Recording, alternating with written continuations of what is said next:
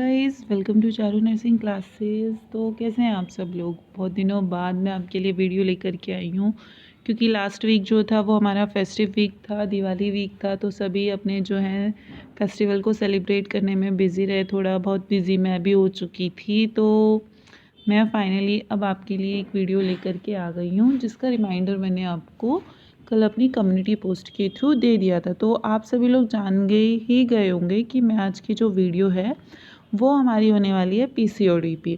तो इसको स्टार्ट करने से पहले मैं आपसे पूछना चाहूँगी कि आप सबकी दिवाली कैसी रही। तो प्लीज़ दिवाली के लिए तो बताइएगा और आपको ये वीडियो कैसी लगी वो भी प्लीज़ कमेंट सेक्शन में जा कर के ज़रूर बताइएगा, ठीक है। तो चलिए अब हम स्टार्ट करते हैं अपना टॉपिक पीसीओडी। पीसीओडी बोलो या पॉलीसिस्टिक ओवेरियन सिंड्रोम बोलो, इसको कई अलग अलग नामों से जो है जाना जाता है, ठीक है। तो फर्स्ट हमने क्या देखा, पीसीओडी। एक तो इस नाम से भी इसको बोला जाता है, सेकंड बोला जाता है आपका पॉलीसिस्टिक ओवेरियन सिंड्रोम।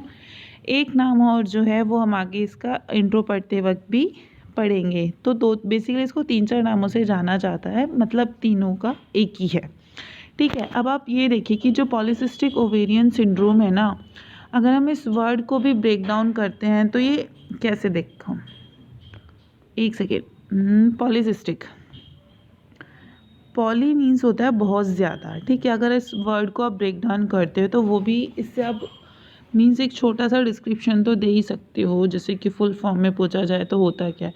पॉली का मीन्स होता है बहुत ज़्यादा, ठीक है। सिस्टिक का मीन्स होता है सिस्ट फॉर्मेशन हो जाना। कहाँ पर? ओवरीज में सिस्ट फॉर्मेशन का हो जाना, जिसकी वजह से सिंड्रोम का मतलब सिंड्रोम जो वर्ड है वो खुद भी अपने आप में डिफाइन करता है कि बहुत सारे साइन एंड सिम्टम का प्रेजेंट होना पर्टिकुलर एक ही डिजीज़ में। तो ओवरऑल पॉलीसिस्टिक ओवेरियन सिंड्रोम होता क्या है, ठीक है। आज हम इसके बारे में पढ़ने जा रहे हैं। तो जो पॉलीसिस्टिक ओवेरियन सिंड्रोम है, इसको 1935 में, यहाँ पे लिखा हुआ है मैंने, 1935 में स्टीन एंड लेवेंथल, दो जो साइंटिस्ट थे, इन्होंने डिस्क्राइब किया था। तो इन्हीं के डिस्क्रिप्शन के बेस पर भी इसको स्टीन एंड लेवेंथल सिंड्रोम के नाम से जाना जाता है, ठीक है। तो आप इसको हाईलाइट कीजिएगा, क्योंकि ये क्वेश्चन जो है बार बार एग्ज़ाम में पूछा जाता है कि पीसीओडी का अनदर नेम क्या है, या फिर स्टीन एंड लेवेंथल सिंड्रोम को और हम क्या कहते हैं। तो स्टीन एंड लेवेंथल सिंड्रोम ये आपने हाईलाइट कर लेंगे यहाँ पर, ठीक है।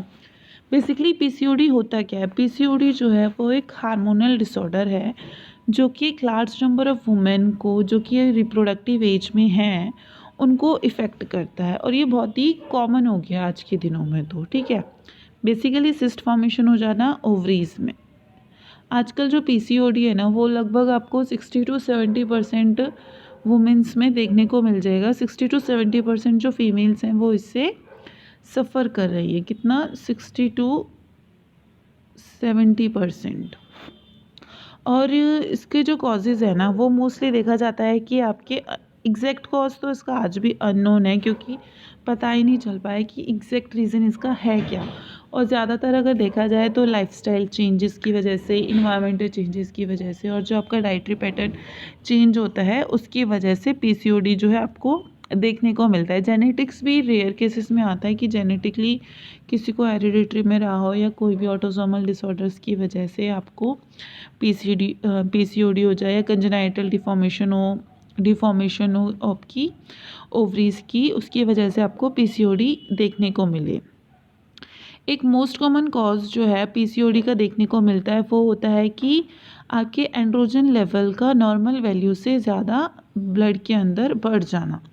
तो आप इस कॉज को भी ना आप हाईलाइट कीजिएगा कि higher than the normal level of androgen. ये मोस्ट कॉमन कॉज है, और वन लाइनर में कई एग्ज़ाम में, कॉम्पिटिटिव एग्ज़ाम में पूछा गया है कि पीसीओडी का मोस्ट कॉमन कॉज क्या है। तो मोस्ट कॉमन कॉज होता है एंड्रोजन लेवल का हाई हो जाना, ठीक है। तो ये हमने इंट्रो और कॉजेस को अभी गो थ्रू किया। नेक्स्ट हम पढ़ेंगे पैथोफिजियोलॉजी। एक कॉज जो है वो इंसुलिन रेजिस्टेंस भी होता है पीसीओडी का। तो पहले हम पीसीओडी की इंसुलिन रेजिस्टेंस जो है वो देखेंगे कि कैसे इंसुलिन रेजिस्टेंस पीसीओडी डेवलपमेंट में हेल्प करता है, ठीक है। तो इंसुलिन रेजिस्टेंस होने की वजह से जो है पेनक्रियाज जो है वो ओवर स्टिमुलेट हो जाते हैं और ब्लड के अंदर आपका इंसुलिन एक्सेसिव अमाउंट में सिक्रीट होने लगता है, जिसकी वजह से कंडीशन डेवलप हो जाती है हाइपर इंसुलिनीमिया, मतलब ब्लड में ओवरफ्लो हो जाना किसका, इंसुलिन का, ठीक है। और इसकी वजह से क्या होता है, आपकी जो ओवरीज़ हैं वहाँ तक एक नेगेटिव फीडबैक जाता है, जिसकी वजह से ओवरीज स्टिमुलेट हो जाती हैं और वो एंड्रोजन जो है एक्सेसिव अमाउंट में सिक्रीट करना स्टार्ट कर देती हैं। तो जो एंड्रोजन का लेवल है जब ब्लड में बहुत ज़्यादा हो जाता है तो वो लीवर को जाकर के स्टिमुलेट करता है। और तो लीवर क्या करता है कि लीवर जो होता है ना वो एक हार्मोन एक ग्लोबुलिन बाइंडिंग ग्लोबुलिन सिक्रीट करता है, जिसकी वजह से एंड्रोजन जो है वो बाइंड होता है ब्लड के अंदर, ठीक है। जब स्टिमुलेट लीवर हो जाएगा, आपका लीवर जो है स्टिमुलेट हो जाएगा, तो जो आपका सेक्स हार्मोन बाइंडिंग ग्लोबुलिन है वो डिक्रीज़ हो जाएगा, जिसकी वजह से free form of androgen blood के अंदर बहुत ज़्यादा हो जाती है। और वो क्या करती है, वो जैसे आपके हिर्सुटिज्म जैसे सिम्टम्स जो हैं पीसीओडी के वो डेवलप करना शुरू कर देती है, जो कि हम सिम्टम्स जो हैं आगे पढ़ेंगे, ठीक है। तो आप ये भी ध्यान रखना कि लीवर क्या करता है, एक ग्लोबुलिन सिक्रीट करता है, कौन सा, सेक्स हार्मोन,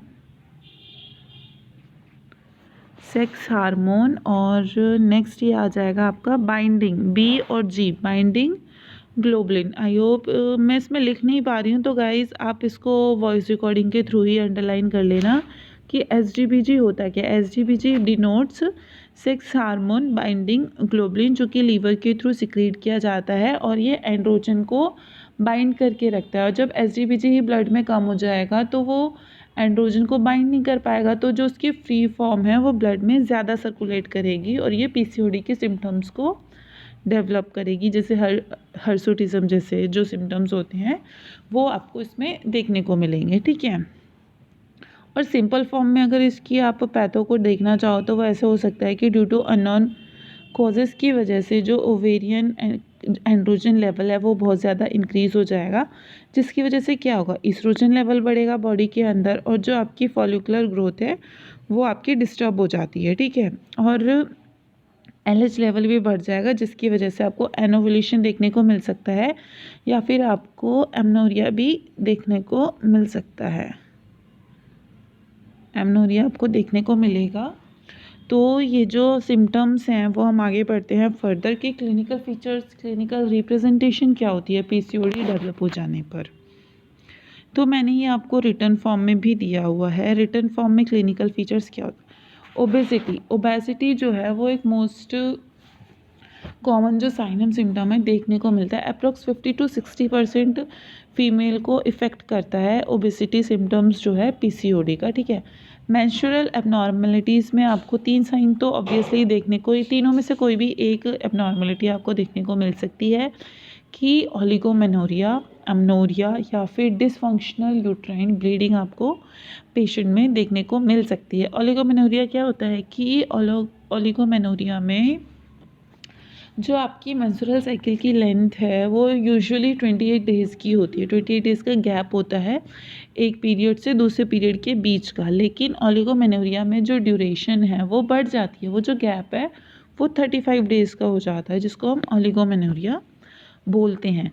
नेक्स्ट इसमें जो आपको साइन देखने को मिलेगा हर्सुटिज्म, ये एक इम्पॉर्टेंट साइन है। हर्सुटिज्म क्या होता है, एक्सेसिव फेशियल ग्रोथ डेवलप हो जाना फीमेल्स में facial growth, facial hair growth जो है वो बहुत ज़्यादा स्टार्ट हो जाती है, लाइक मेल पैटर्न, मतलब जैसे मेल्स में बियर्ड वगैरह आती है ना, तो ऐसे ही आपको फीमेल में हर्सुटिज्म देखने को मिलता है, स्पेशली फेस पे जो देखने को मिलता है। अदरवाइज़ जो एक्सेसिव ग्रोथ है वो आपको ब्रेस्ट, एक्जीला और चेस्ट पे भी देखने को मिल सकती है, ठीक है। इसमें आपको एक्ने भी देखने को मिलेगा, एक्ने फॉर्मेशन हो जाती है फेस पे बहुत ज़्यादा। और विरिलिज्म जो होता है वो बहुत ही रेयर फीचर है। विरिलिज्म क्या होता है कि जो डीप मेंस के जो फीचर्स होते हैं ना, मेंस पर्सनालिटी के फीचर्स, वो आपको फीमेल में देखने को मिलेंगे, जैसे कि डीपनिंग ऑफ वॉइस होना, ब्रेस्ट एट्रोफी हो जाना और टेम्पोरल बेल्डिंग। मतलब जिस तरीके से मेल में आधा गंजापन आ जाता है ना, वैसे ही आपको फीमेल में देखने को मिलेंगी। ठीक है, नेक्स्ट आता है एकेंथोसिस नेग्रिकन्स। ये जो साइन है आपका, ये भी बहुत इंपॉर्टेंट है। इसमें क्या होता है, इसको भी आप स्टार के हाईलाइट कर लीजिएगा। एकेंथोसिस निग्रिकन्स जो होता है, स्किन चेंजेस है बेसिकली, जो कि आपको नेप ऑफ द नेक और ब्रेस्ट और थाइस पर देखने को मिलता है इंसुलिन रेजिस्टेंस की वजह से। एकेंथोसिस निग्रिकन्स की पिक मैंने आपको आगे पीडीएफ में देखने को मिलेगी, तो उसको मैं वहाँ पे एक्सप्लेन कर दूँगी। एक साइनम सिम्टम है hair and syndrome. Hair and syndrome भी इसी में देखने को मिलता है। बेसिकली हेयर एंड सिंड्रोम भी 3 सिम्टम्स को मिला के एक सिंड्रोम बनाया गया है, जैसे मैंने इसको ब्रेक डाउन किया है। एच जो है वो वो डिनोट करेगा हाइपर एंड्रोजेनिज्म, मतलब एंड्रोजन लेवल का बढ़ जाना। आई आर डिनोट करता है इंसुलिन रेजिस्टेंस, और ए एन आपका डिनोट करता है क्या, एकेंथोसिस निग्रिकन्स, जो कि एक स्किन चेंजेस है, अभी मैंने आपको ऊपर बताया था। ठीक है, बाकी इसमें अदर सिम्टम्स जो हैं वो कॉमन ही होते हैं जो देखने को मिलते हैं, जैसे स्लीप डिस्टर्बेंसेस हो जाती है, स्लीप एपनिया हो जाता है, सोते सोते एकदम से जैसे दम घुटने वाली होती है ना, स्लीप सांस लेने में तकलीफ होने लगती है, एंग्जाइटी, डिप्रेशन, ये आपको देखने को मिलेगा पेशेंट में।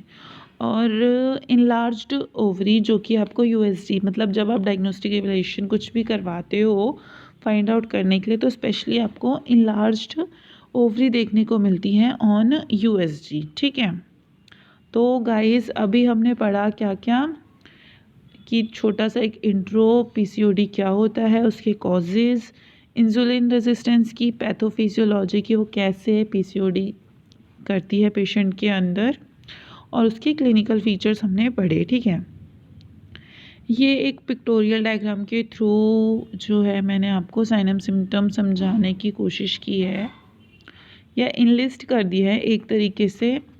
जैसे पीसीओएस में आपको फर्स्ट आपको क्या देखने को मिलेगा, मोस्ट कॉमन होता है कि आपको इनफर्टिलिटी कॉज करती है। इनफर्टिलिटी मोस्ट कॉमन कॉम्प्लिकेशन है पीसीओएस की।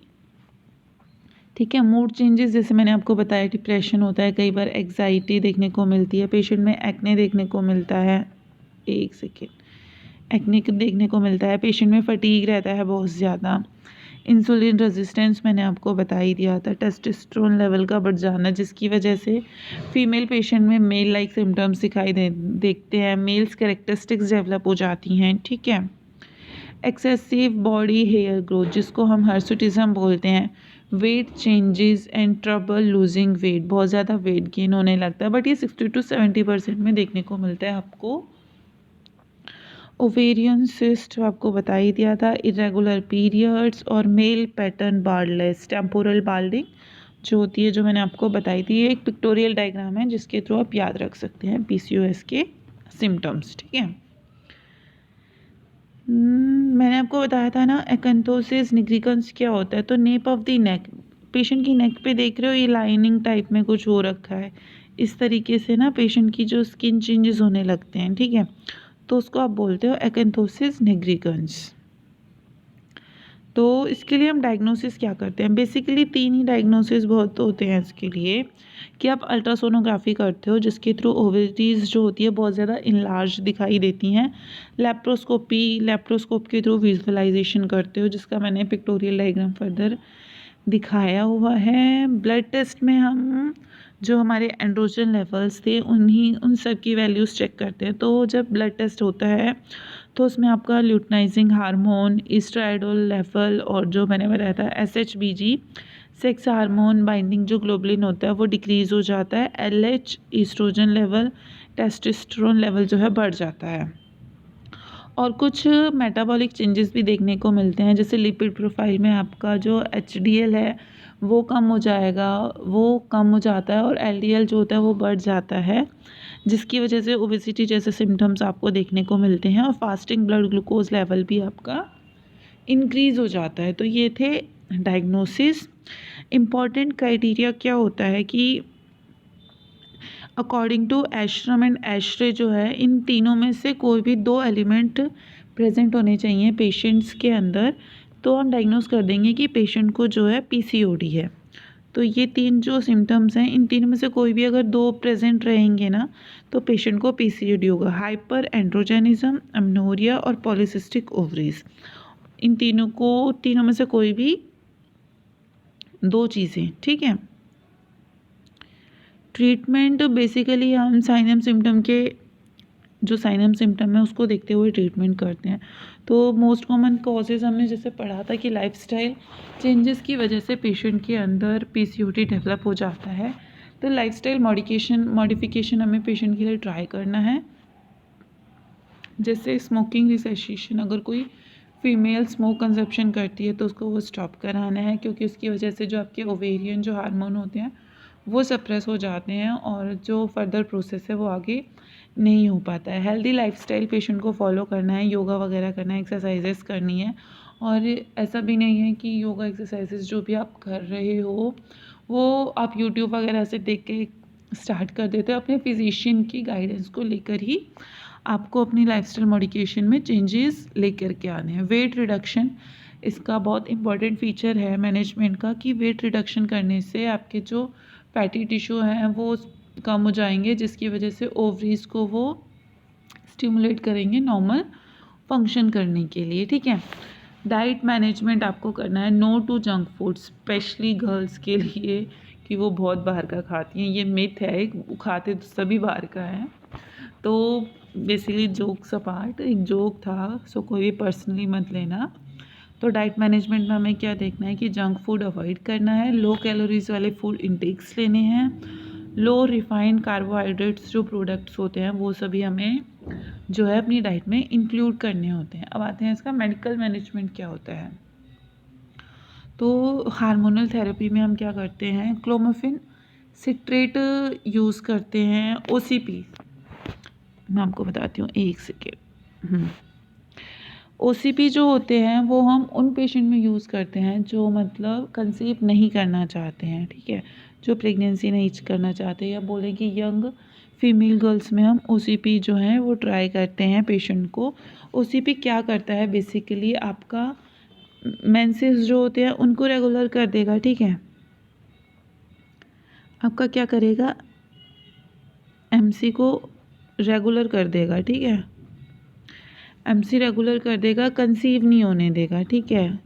2 काम तो ये करेगा। और जो क्लोमिफेन सिट्रेट होता है ये स्पेशली आपका मतलब जो इनफर्टिलिटी को ट्रीट करने का जो है बेसिकली एक फ़र्स्ट स्टेप देखा जाता है कि क्लोमिफेन सिट्रेट देता है। ये पेशेंट के अंदर क्या कराता है, ओव्यूलेशन कराता है। अब ओव्यूलेशन होगा तो फर्टिलिटी को तो ट्रीट कर ही देंगे ना, फर्टिलिटी की जो फर्दर प्रोसेस है उसको करने में वो हेल्प करती। तो मेनली ये जो 2 ड्रग हैं ओसीपी और क्लोमिफेन सिट्रेट, ये as a hormonal therapy use की जाती है अकॉर्डिंग टू पेशेंट कन्वीनियंट, कि वो कंसीव करना चाहती है या नहीं, उसके बेस पर हम ये करते हैं। ओसीपी हम यंग फीमेल्स में यूज़ करते हैं, ठीक है, अनमैरिड जो फीमेल होती हैं उसमें यूज़ करते हैं।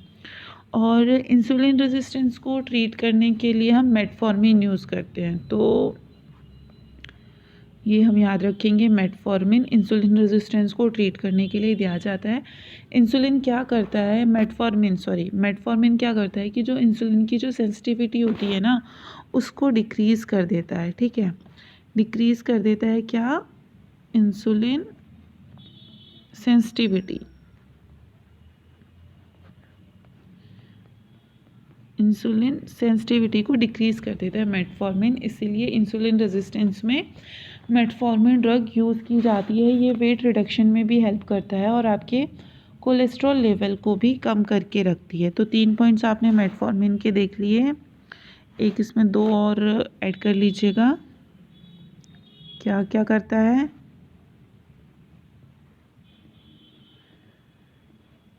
वेट रिडक्शन करता है और आपका कोलेस्ट्रॉल लेवल,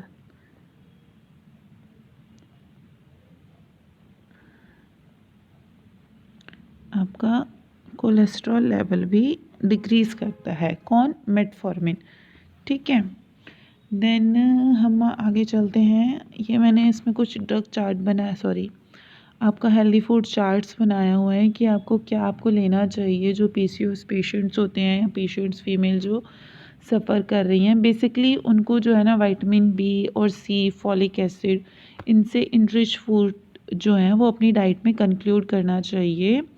जैसे होल ग्रेन्स हो गए, unsaturated healthy fats, fruits, vegetable, nuts, legumes, green tea, dark chocolate. अब डार्क चॉकलेट देख के सिर्फ डार्क चॉकलेट पे डिपेंड मत हो जाना, बाकी सारे फ्रूट्स भी बाकी सब जो है डाइट में वो आप लोग अपने इंक्लूड कर सकते हैं, ठीक है। Next, surgical management. बेसिकली हम क्या करते हैं कि इसमें ना लैप्रोस्कोपी ड्रिलिंग करते हैं, जिसके से क्या होता है कि ना जो इनलार्ज सिस्ट वगैरह होती हैं उसको ड्रिलिंग किया जाता है और ड्रिल करके जो उसमें एक्सेसिव टिश्यू फॉर्मेशन हो रखी होती है उनको रिमूव किया जाता है, जिससे जो ओवरीज होती हैं वो बेसिकली अपने नॉर्मल जो फंक्शन होते हैं उसको रीगेन कर लेती है, ठीक है। बाकी डिटेल्स मैंने इसके पॉइंट आउट इसमें क्या हो गया है, और ये ना 50% वुमेन में ही जो है इफ़ेक्टिव होती है। बेसिकली इसकी ज़रूरत नहीं पड़ती है क्योंकि जो आपके ओसीपी और जो हम क्लोमिफेन सिट्रेट ओवुलेशन के लिए देते हैं ना पेशेंट को, उसी से वो जो है हम ट्रीटमेंट कर लेते हैं।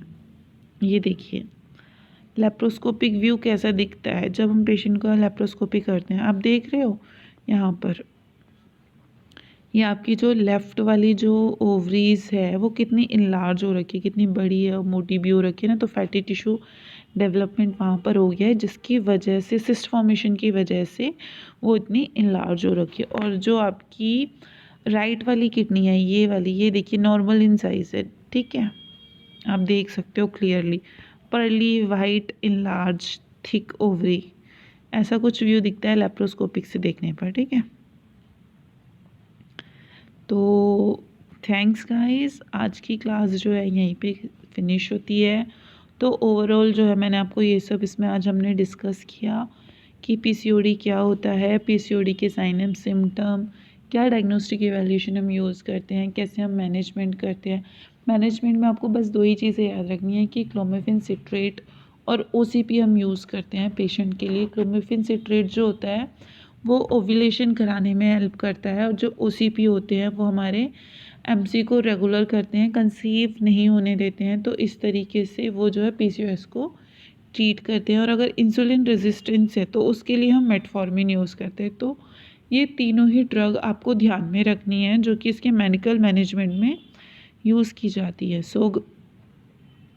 और अगर आपको मेरी ये वीडियो पसंद आई हो तो प्लीज़ चैनल को सब्सक्राइब कीजिएगा, बेल आइकन को प्रेस कीजिएगा। Thank you guys, thank you everyone.